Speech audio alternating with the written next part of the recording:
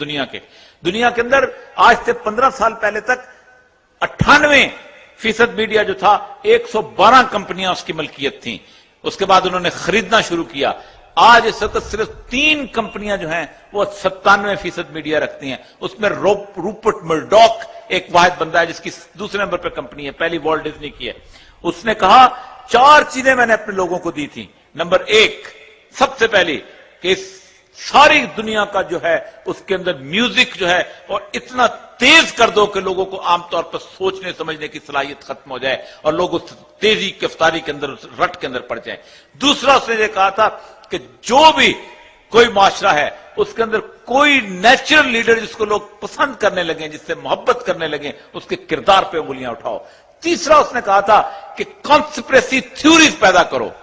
آپ خود سوچ لیں, آپ اللہ تبارک و تعالیٰ کی صفات بیان کرتے ہیں, آپ کہتے ہیں کہ اس کی مرضی کے بغیر پتہ نہیں ہلتا. آپ کہتے ہیں توت الملک من تشاء وتنزع الملک ممن تشاء وتعز من تشاء وتذل من تشاء. آپ نے یہ ساری صفات امریکہ کے ساتھ لگا دی ہوئی.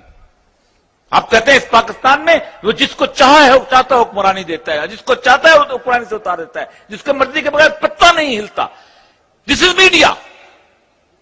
اس نے کانسپریسی تھیوریز, آپ چھوٹے سے بندے سے جا کے پوچھ لیجئے, وہ آپ کو گھما پھرا کے کہے گا کہ نہیں لوگ تو کچھ نہیں کرتے جا رہے, تو حکمران نہیں جائیں جو آپ تبدیل کرتے ہیں, جیسے وڈیرا ہی تبدیل کرتا ہے. وڈیرا کہتا ہے یہ فوج تبدیل کرتی ہے, اسٹیبلشمنٹ کرتی ہے, نہیں امریکہ تبدیل کرتا ہے. ایک جگہ جگہ ایک کانسپریسی تھیوری سے جو شرک آپ کے اندر پیدا کیا گیا.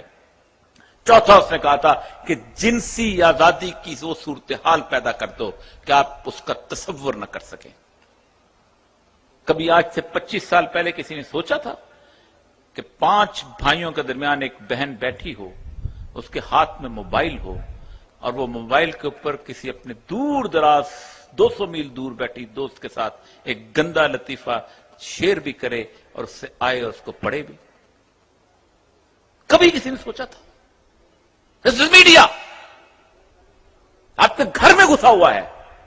اس کا مقابلہ کیسے ہو سکتا ہے؟ سب سے بڑا سوال مجھ سے لوگ کرتے ہیں اس کا مقابلہ کیسے ہو سکتا ہے. اس کا مقابلہ اسی کے اثار سے ہوتا ہے.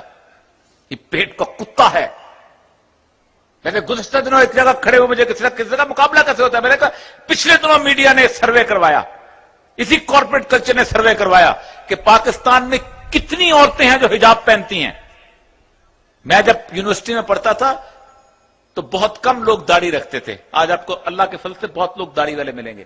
آج یونیورسٹی میں آپ کو حجاب والی عورتیں زیادہ ملیں گی. میرے زمانے میں اکا دکا ہوتی تھی. 37% انہوں نے سروے کروایا کہ حجاب والی عورتیں پاکستان کے اندر حجاب پہنتی ہیں. حجاب کا شیمپو مارکیٹ میں آیا کہ نہیں, سن سلک کا پروڈکٹ بیچنا ہے اس نے. جب تک آپ اس کو بتائیں گے نہیں کہ آپ کی ڈیمانڈ کیا ہے, اس وقت تک میڈیا آپ کو بیچتا رہے گا. اور اس کے مقابلے میں آپ کا پیرلل میڈیا جب تک نہیں آئے گا, آپ کی اخلاقیات کی وہ تمام چیزیں. میں صرف ایک آپ کو مثال دی, آپ سوچ نہیں سکتے 90% اس وقت ڈرامہ آپ کا ایسا چل رہا ہے کہ جو میرے زمانے میں نہیں تھا. میں نے ایک طویل عرصہ ڈرامہ لکھا ہے جو شادی شدہ رومانس کے اوپر ہے. جوڑے بیوی کا کوئی اور دوست ہے اور خاوند کی کوئی اور دوست بیٹھی ہوئی ہے. ہمارے زمانے میں سے پہلے کبھی ڈراموں میں ایسی صورتحال نہیں ہوا کرتی تھی. جان بوجھ کے ایک کلچر بلڈ کیا جاتا ہے, ایک خاندانی یونٹ کو توڑنے کی صورتحال کی جاتی ہے, اس کو پالیسی میکرز کرتے ہیں. ایک اور بات یاد رکھیں, 50% سے زیادہ ایسے لوگ ہیں ہمارے میڈیا کے اندر کام کرنے والے کہ جو نمازیں پڑھتے ہیں, اللہ کو مانتے ہیں, رسول کی تعلیمات پہ عمل کرتے ہیں, لیکن چونکہ پالیسی اوپر ایسی ہے ان کے لیے کام کرتے ہیں.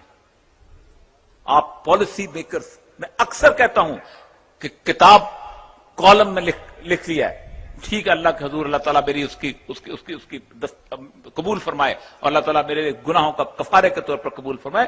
لیکن یاد رکھیے جن کے پاس سرمایہ ہے, جن کے پاس پیسہ ہے, پراپرٹی ڈیلر اپنی پراپرٹی بچانے کے لیے پورے کا پورا میڈیا کا ہاؤس کھول دیتا ہے.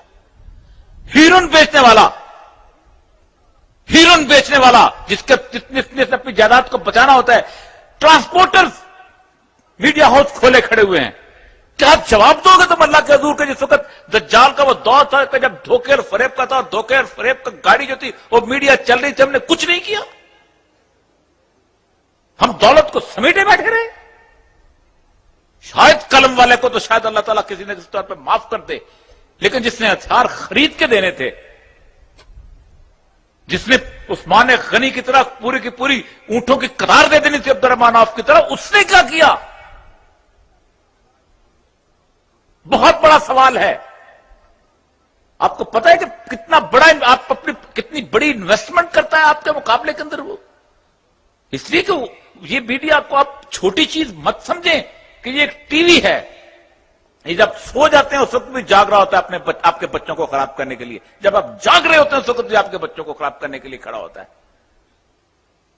یہ جب آپ گھر سے باہر ہوتے ہیں اس وقت بھی یہ کام کر رہا ہے۔ ایگزیکٹلی اس ابلیس کی پوری صفات پہ پورا اترتا ہے کہ میں ایک منٹ کے لیے بھی آنکھ نہیں جھپکتا، میں اس راستے سے بھی اس کو پکڑوں گا، میں اس راستے سے بھی اس کو پکڑوں گا، میں اس راستے سے بھی اس کو پکڑوں گا۔ اپنا گھر بھی تباہ کیا، سب کا گھر تباہ کیا، لیکن اس کا مقابلہ کیا ہے؟ کبھی شر کے مقابلے میں خیر کو نہ اسٹیبلش کیا جائے تو آپ چل سکتے ہیں؟ ایک پوری کی پوری آپ ایک آدمی کو اپنی تبلیغ سے، اپنی بات سے، اپنی گفتگو سے کہہ دیں گے، لیکن مجھے آج بھی یاد ہے، میں ایوان رڈلی جو طالبان کے خل میں ٹائم سے لے رہا ہوں، ایوان طالبان کی قید سے جس نے مسلمان ہوئے، پہلا کام اس نے وہاں جا کے کیا جب اس نے حجاب پہنا ہے، اس کے بعد پوری قرآن کی تعلیمات، پہلا کام اس نے یہ کیا ہے، ایک اس نے سوشل آرگنائزیشن بنائی ہے، اور دوسرا کام اس نے کیا ہے کہ اسلام چینل کھولا ہے۔ وہ کہتی ہے 2 سے 3 افراد روز کے مسلمان ہو رہے ہیں انگلینڈ کے اندر، 3 سے 4 افراد فرانس کے اندر ہو رہے ہیں۔ نہ ہم بچوں کے لیے کامکس لکھ رہے ہیں، نہ ہم بچوں کو ان کے اوپر چھوڑ رہے ہیں۔ تو ایک بات یاد رکھیے، اگلی جنگ کا ہتھیار میڈیا ہے۔ میں نے شاید آج سے 2-1 سال پہلے بھی کہا تھا کہ جیتی ہوئی جنگ تھی طالبان کی، جیتی ہوئی جنگ۔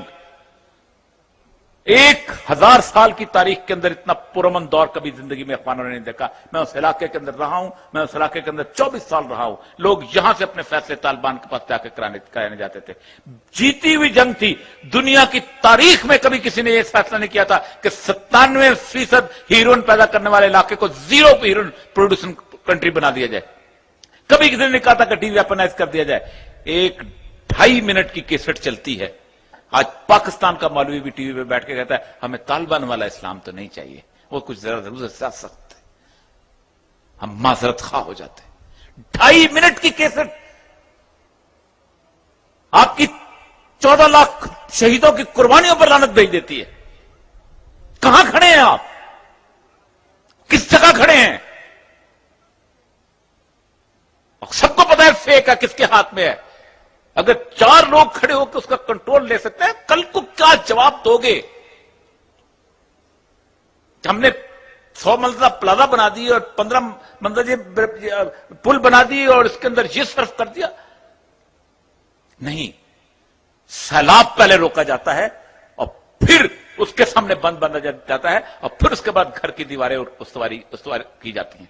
اس کی سیلاب ہے اور اس سیلاب کا ایفیکٹ پوری دنیا پہ ہو رہا ہے۔ چھوٹی سی مثال دے کے جاؤں گا، آج سے جو بزرگ بیٹھے ہیں 50 سال پہلے کی اپنی شاپنگ لسٹ اٹھا لیں، آدھی سے زیادہ چیزیں آپ خریدتے ہی نہیں تھے۔